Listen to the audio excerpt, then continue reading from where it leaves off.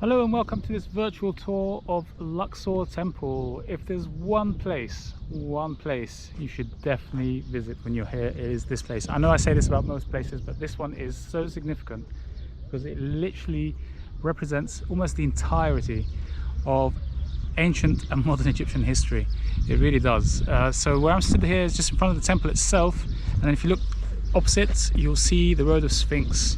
This is a new addition, actually. Well, a new addition to us.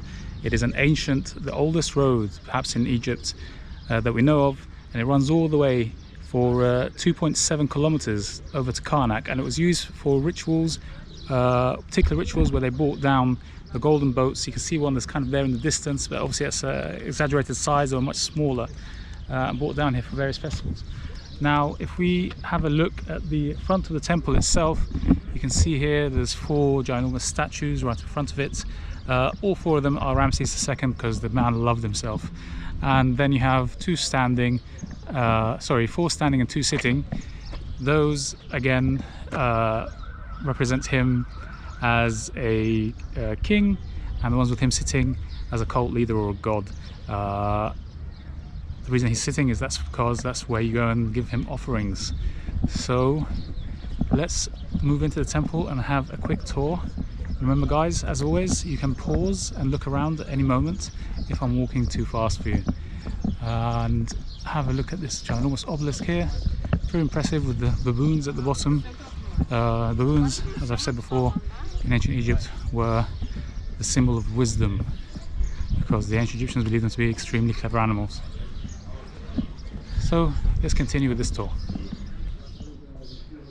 So continuing on from the main entrance, we come down into the columns, and this is where it starts getting interesting. This is where we start to see the cultures meeting each other that I was talking about. So as I said, pretty much every single civilization and culture in ancient Egypt and modern Egypt has met here. If you look at this building here behind me, up until these small little windows, this used to be a church at one point. So the Christians moved in here at one point, and then all this was buried. It was literally all underground. Imagine that up until the window level there became buried with sand. So then they built a mosque above it, and that kind of squarish window that you see there, that was actually the entrance to the mosque. That was the street level, and that was the door. When they eventually realized what was underneath here and they started excavating, they converted it into a window, and the other side now is the door with stairs from the current street level. And you can see there is the minaret from the Ottoman era of the mosque. There is actually another minaret just to its left, which is a much older one, which is one of the oldest minarets in Egypt. On the walls here we see a lot of illustrations of the various festivals that happen here. Now this temple, as I said, was very important to the ancient Egyptians because this is kind of where coronations, or part of the coronation, would happen for various kings, or majority of kings. It was very important. We even see Alexander the Great becoming a fully fledged pharaoh king from this temple, and I'll show you those illustrations later in there. And you can see here there's all these pictures of various offerings being made and food being carried, etc. And there's so much more in here as we go around.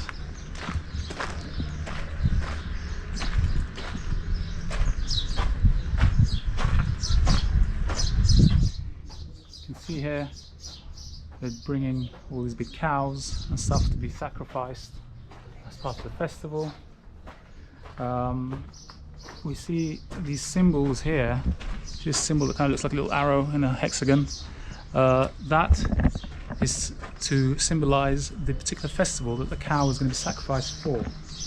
So quite an important thing. So certain animals were only good enough for certain festivals, which is quite interesting in itself. And you can see this journey, lots and lots of animals being brought into the temple to be offered up. In front of me here, we see all these figures that look like they're the same person, but they're not. They're actually children of Ramses II. Remembering that he had over 100 children, we come up to about 13 princes here, and then it starts going to princesses. The one who took over from him was here, this last one, And basically each one has his name and then what his actual job was. So if you look at like the first one here, the oldest son, we have his name here at the top, and then we know that he was the leader of the actual Egyptian army, and so on and so forth. And next to it here, we actually have an image of the temple itself. So, but it's obviously, remember, everything's in 2D. So we have the two sitting figures, as we saw at the beginning, and then the two standing figures, the four standing figures, and then the two obelisks. There's one missing today, but now we still just have the one. So again, we have this entire illustration of how the temple would have looked, plus there's additions of 4 flags that obviously don't exist anymore. Really cool. And again here, huge statue carved of one single piece. If you look at the bottom here, we'll see these individuals tied up with all these words on it. These guys all represent different countries that Ramses had conquered.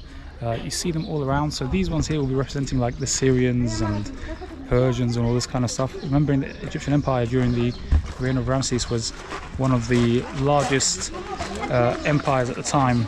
And then down here we see kind of more African looking figures. This is representing the more stuff to the south. So there we go. Next to him we have his wife's name down here. And again, quite an interesting drawing here, with basically this here representing the lungs, the airway, and his name being at the top, not in a cartouche, because remember, gods don't put their names in the cartouche necessarily. So when he puts his name without the cartouche, he's saying, I am a god, and I control the air and life. So there we go. So we're now in the column section here. You can see, if you watch my Karnak video, you'll see the columns are of the same style with the open lotus flower at the top. It's believed that this was probably part of a bigger project where they were gonna expand these columns beyond this area, but obviously it never happened. Again, we're coming back to the depictions on the wall here, and it's quite interesting. We can see all sorts of stuff happening here where they're killing the cows, slaughtering them. And this one here is quite interesting because you can see this guy here having a little sniff of the cow. That's because the meat has to be of good quality for this festival. It has to be of, it can't be a sick animal, etc. So that guy there, he's having a little sniff of the blood, making sure that it's worthy of the god's sacrifice. And this one here is really, really interesting actually, possibly one of the first animations in the world. So we have these dancers here doing like little backflips. You can see here they're doing kind of a little backflip. Now initially I thought these were all different dancers, but actually when you look at it carefully, you have this one here, and then the movement changes slightly and she goes back further and further, and she starts coming back on herself and so on, and she's kind of doing like these little acrobatics. So it's actually an animation. It's just one person with a story being told of how they're doing like a backflip. Really interesting. Possibly one of the earliest animations in human history. Who knows? And then it goes on again. It shows you all the different offerings that they have there.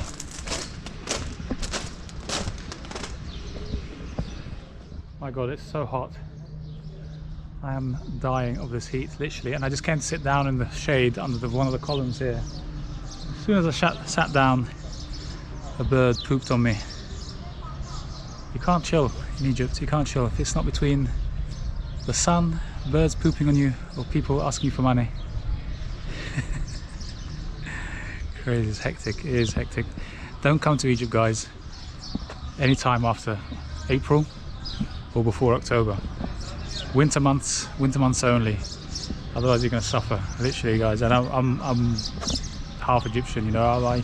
My genetics are supposed to be able to deal with this heat a bit more, you know, as opposed to someone who's a bit ginger or whatever.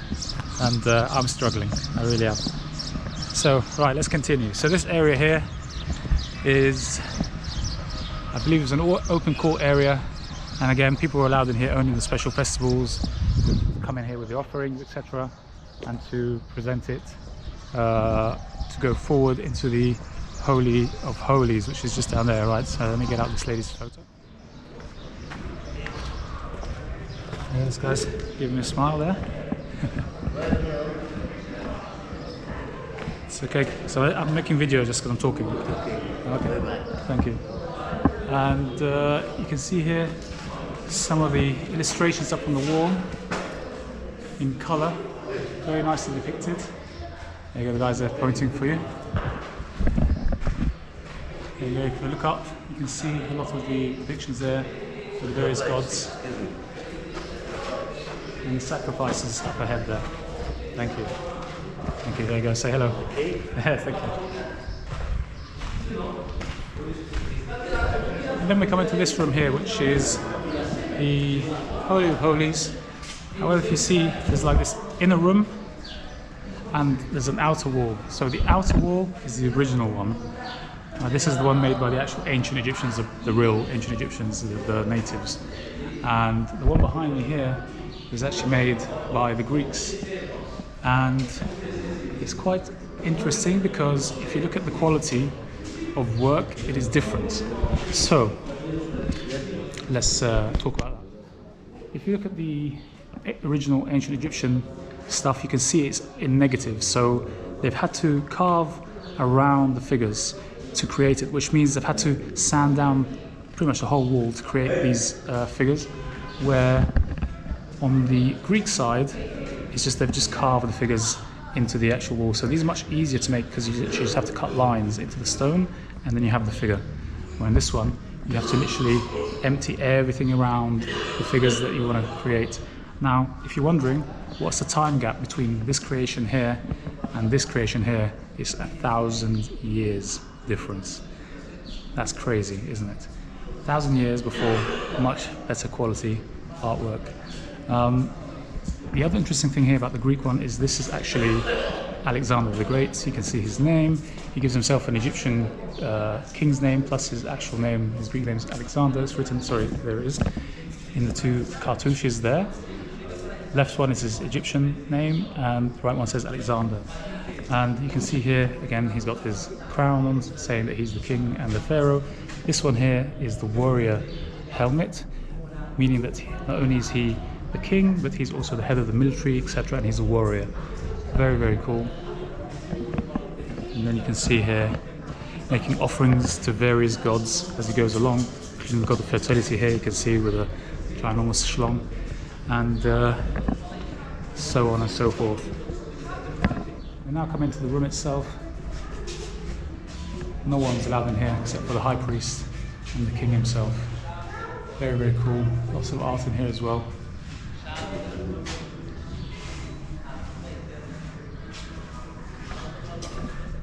So there you go, guys. I hope you enjoyed this quick tour of Luxor Temple. My camera is literally switching off and melting because of the heat. So I'm gonna have to end the video now. But I hope you enjoyed this virtual tour, and please make sure that you do come and visit here if you do ever come to Luxor, and make sure you do have a guide because there's so much stuff that's interesting in there to know about.